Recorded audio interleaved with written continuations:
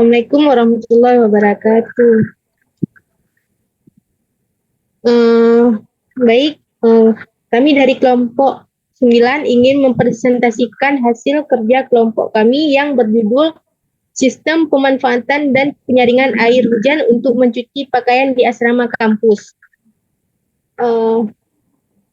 Di kelompok 9 terdiri atas anggota kelompok. Yang pertama ada saya sendiri, Zahra Nabila. Yang kedua ada Rorina Nuzulgianza. Dan yang terakhir ada Ari Irawan. Pada tabel konten yaitu terdapat 3 poin. Yang pertama latar belakang, dan yang kedua metodologi, dan yang ketiga yaitu temuan. Poin pertama yaitu latar belakang yang bertujuan untuk menjelaskan alasan dan konteks yang mendasari dilakukannya penelitian atau proyek.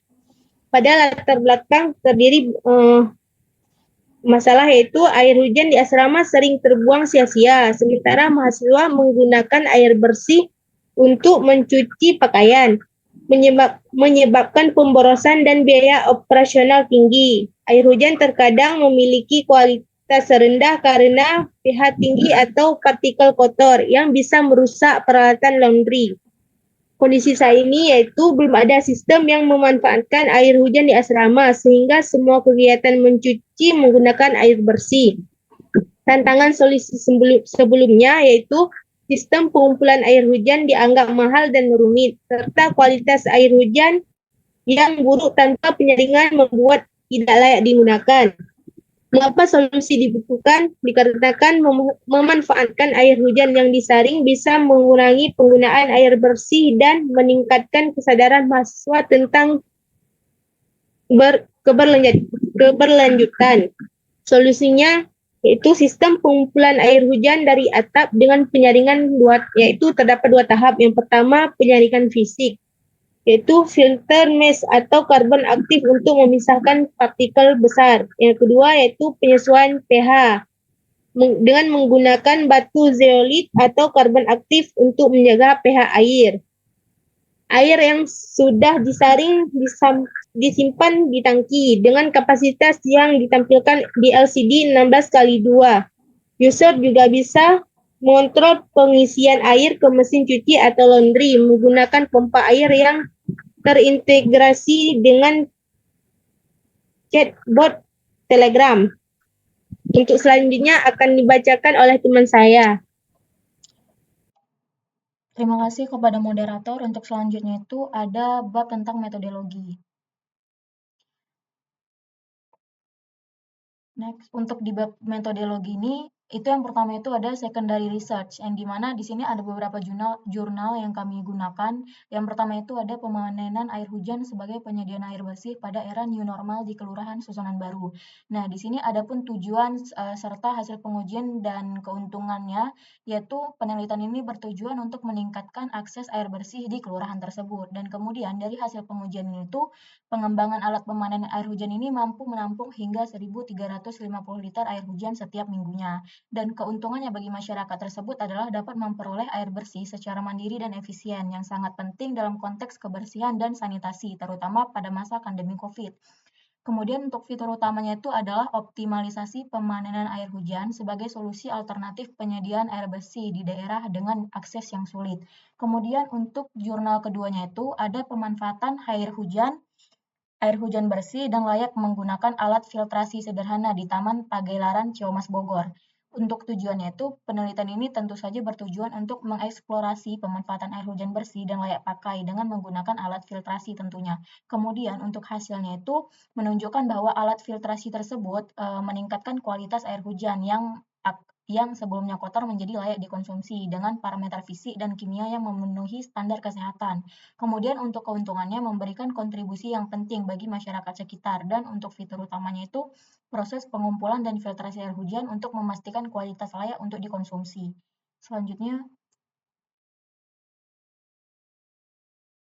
jurnal ketiganya itu adalah pemanenan hujan dari sumber air domestik alternatif yang mudah dan murah. Nah, di sini tuh penelitiannya itu untuk membahas pemanenan air hujan sebagai sumber air domestik alternatif yang mudah dan murah. Dan untuk hasil pengujiannya itu dilakukan oleh studi kasus di Provinsi Lampung menunjukkan bahwa pemanenan air hujan ini dapat menggantikan penggunaan air tanah atau air sumur sehingga 50% setiap tahunnya.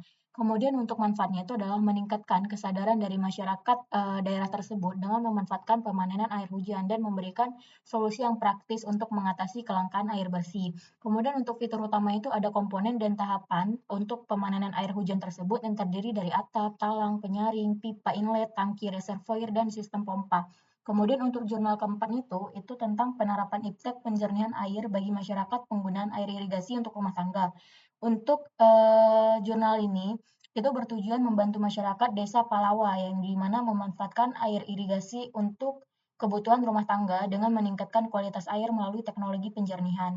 Kemudian dari hasil pengujian tersebut dilakukan implementasi terhadap teknologi penjernihan air sederhana dengan bahan lokal sehingga berhasil menyediakan air bersih yang memenuhi standar bagi masyarakat. Dan untuk fitur utama dari sini tuh ada metode penjernihan air menggunakan bahan lokal dan pelatihan kepada masyarakat tersebut untuk meningkatkan kesadaran akan pentingnya kebersihan. Selanjutnya itu pada bagian kedua ini ada literatur review. Untuk literatur review ini kami juga mengambil 4 jurnal yang dimana pertama itu pengolahan air hujan menjadi air bersih untuk menurunkan kadar besi dan timbal melalui filter pipa bersusun berbasis adsorb alami. Nah, untuk tujuan di sini tuh ada mengatasi permasalahan tingginya kadar logam dalam air hujan dengan menggunakan teknologi pengolahan air yang efektif. Kemudian untuk hasilnya itu sistem filter pipa bersusun berbasis absorb alami berhasil menurunkan kadar besi dan timbal tersebut dalam air hujan sehingga manfaatnya itu menyediakan alternatif yang murah dan ramah lingkungan untuk mengolah air hujan menjadi air bersih. Dan jurnal kedua ini ada perencanaan sistem pemanenan air hujan sebagai alternatif penyediaan air bersih. Itu untuk studi kasusnya itu ada pada asrama ITS. Nah, dari penelitian ini tuh dilakukan sebuah perancangan sistem mengenai pemanenan air hujan untuk menyediakan air bersih bagi penghuni asrama. Nah, kemudian dari hasil pengujian yang dilakukan ini, itu mampu menyediakan volume air bersih yang cukup untuk memenuhi sebagian kebutuhan oleh penghuni asrama tersebut. Kemudian untuk manfaat utamanya itu ya tentunya mengurangi ketergantungan akan sumber air konvensional dan menyediakan solusi berkelanjutan akan kebutuhan air bersih di lingkungan asrama tersebut. Next.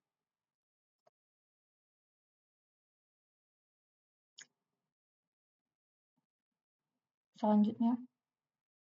Nah, untuk jurnal ketiga itu ada perencanaan sistem pemanenan air hujan sebagai alternatif penyediaan air bersih gedung asrama TB 4 Itera. Ini sebenarnya kasusnya sama seperti jurnal sebelumnya, cuman hanya beda pada perancangan sistem alatnya saja. Di sini untuk hasilnya itu dia itu dapat menampung sekitar 10 sampai 48 ribu liter untuk kebutuhan harian penghuni asrama. Kemudian untuk manfaatnya itu menjadi alternatif pendukung yang efisien untuk memenuhi kebutuhan air bersih di gedung asrama.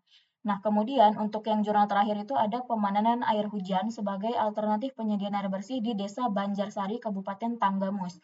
Untuk tujuannya di sini itu adalah mengimplementasikan air hujan sebagai solusi untuk penyediaan air bersih di desa tersebut. Kemudian untuk hasilnya itu ya tentunya mampu menyimpan hingga 630 liter air per hujan dan dapat memenuhi kebutuhan air bersih oleh masyarakat sekitar. Nah, kemudian untuk manfaat utamanya itu adalah memberikan solusi berbiaya rendah yang efektif untuk mengatasi masalah air bersih, serta meningkatkan pemahaman oleh masyarakat sendiri tentang sistem pemanenan air hujan.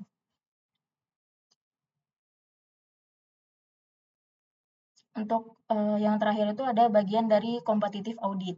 Nah, di kompetitif audit ini, dari beberapa jurnal yang ada tadi, kami memilih 3 jurnal yang ada di sini. Ada pemanenan hujan, sumber air domestik alternatif yang mudah dan murah, kemudian perencanaan sistem yang ada di asrama TB 4 Itera, dan ada studi kasus yang ada di asrama ITS. Nah, untuk kriterianya tuh kami mengambil 5 kriteria di sini.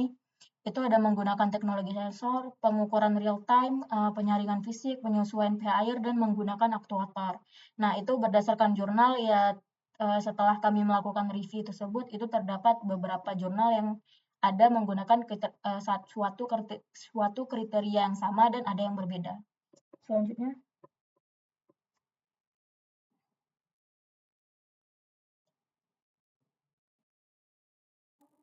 Baik, di sini saya akan menjelaskan untuk yang ketiga, yaitu temuan, yaitu menyajikan hasil atau data yang diperoleh dari proses penelitian atau eksperimen yang telah kami lakukan.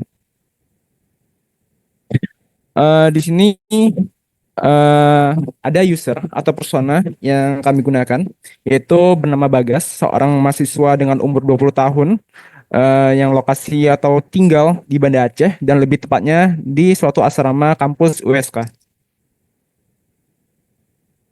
Kemudian di sini ada daftar aktivitas dan storyboard untuk si user tadi, untuk si persona. Yang pertama, dia ingin mengecek ketinggian air di penambangan tangki airnya di dalam asrama. Dan yang kedua itu menghidupkan pompa air untuk ia gunakan untuk mencuci pakaiannya. Kemudian di sini ada artifak model dari aktivitas atau storyboard yang tadi, yang di mana ini ada toren atau tangki air. Kemudian di sini ada LCD 16x2 yang untuk menampilkan volume air pada tangki. Kemudian di sini ada gadget, yaitu untuk mengatur ataupun menghidup dan mematikan pompa air. Dan yang kemudian terakhir ada pompa air sebagai aktuatornya. Ini untuk physical modelnya. Di mana air akan masuk ke toren atau tangki air, kemudian akan dihitung volumenya dengan menggunakan LCD 16x2 untuk menampilkannya. Kemudian di sini terhubung juga dengan pompa air, yang dimana pompa air bisa dihidupkan dengan menggunakan gadget. Dan pompa air itu diarahkan airnya dengan menggunakan pipa atau selang ke arah mesin cuci. Kemudian di sini ada value proposition canvas atau VPC. Ada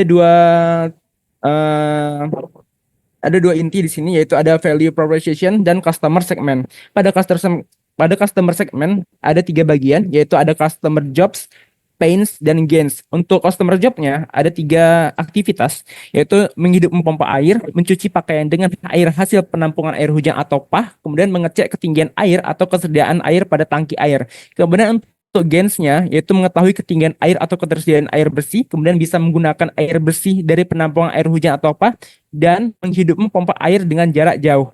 Dan untuk pains-nya, itu menghidupkan pompa air secara manual, kualitas air hujan cenderung kurang bersih dari hasil penampungan air hujan atau PAH, dan kemudian mahasiswa tidak mengetahui secara spesifik ketersediaan air pada tangki air atau toren.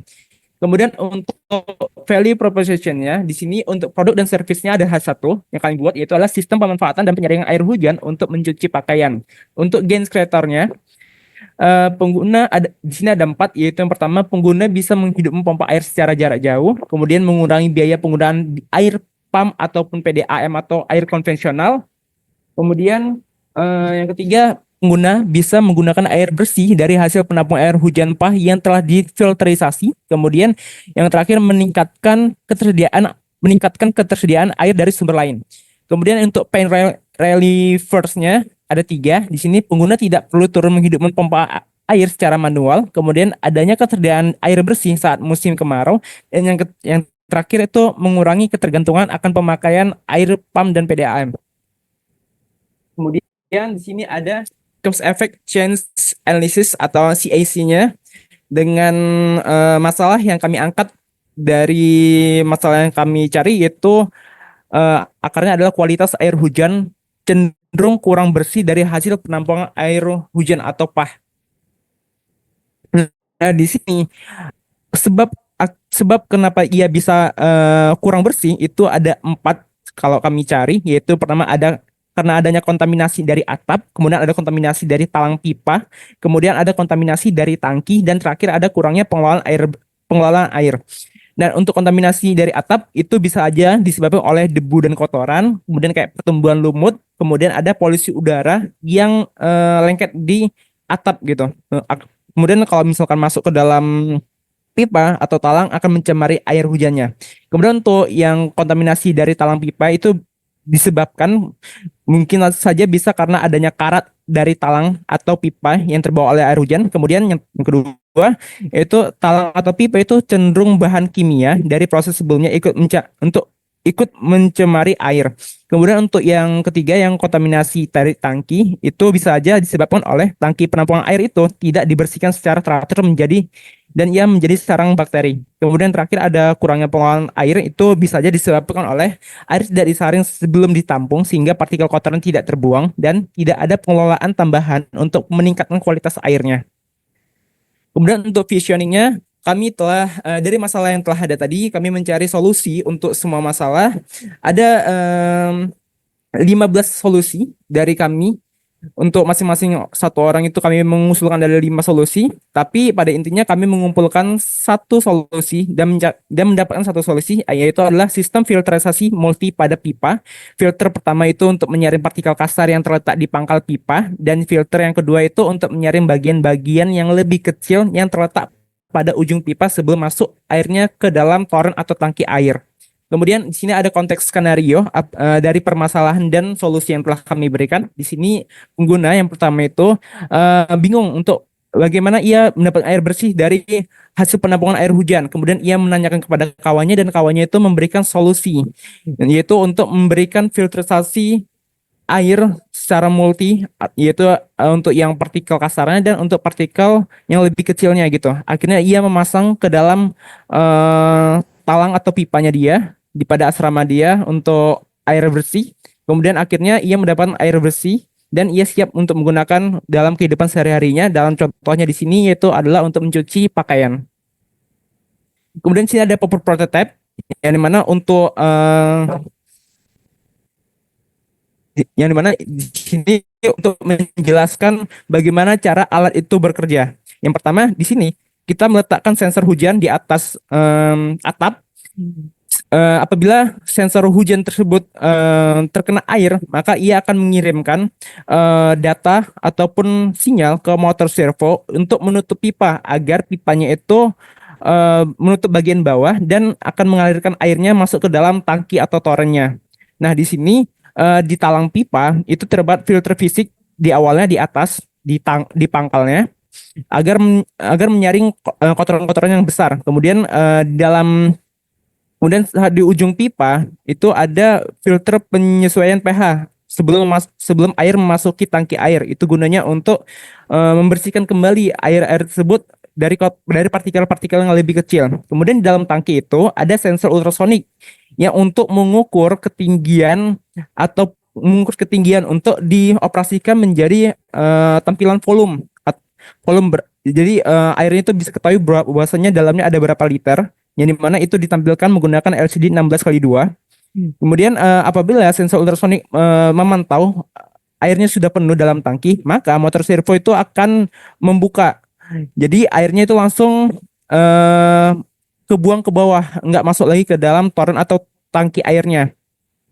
Kemudian apabila air sudah cukup, pompa air sudah bisa dihidupkan menggunakan chatbot Telegram dengan cara mungkin bisa mengirimkan pesan on agar pompa air tersebut hidup dan selangnya itu dimasukkan ke dalam mesin cuci. Kemudian apabila kita mungkin sudah cukup untuk menggunakan airnya, kita bisa mengirimkan pesan off agar pompa airnya itu mati. Oke, mungkin sekian yang bisa dapat saya sampaikan. Saya kembalikan ke moderator. Baik, sekian dari presentasi kami. Assalamualaikum